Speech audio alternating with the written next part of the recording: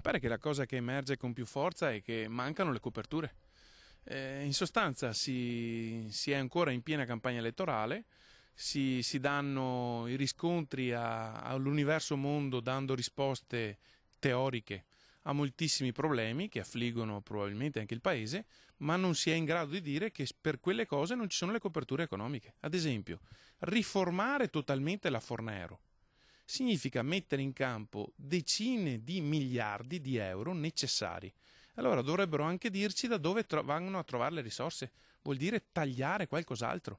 Allora forse vuol dire tagliare Stato sociale.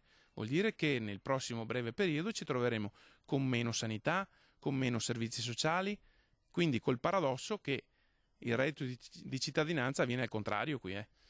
Sempre che non vogliamo dire che le risorse andiamo a trovarle tagliando il debito pubblico nei confronti dello Stato, cosa che l'Unione Europea non penso verrà a fare a noi e non farà con la Grecia come non ha fatto o con qualche altro paese europeo. Quindi si finisca di fare campagna elettorale e si dicano le cose serie al paese. Nei nostri territori chi si impegna a fare l'amministratore locale sa che non può promettere tutto e il contrario di tutto, perché il giorno dopo deve fare i conti con il bilancio, con le entrate, con le tasse che i cittadini pagano e non può pensare di rifare tutte le strade, di promettere di fare 50 palestre, le piscine, tutto.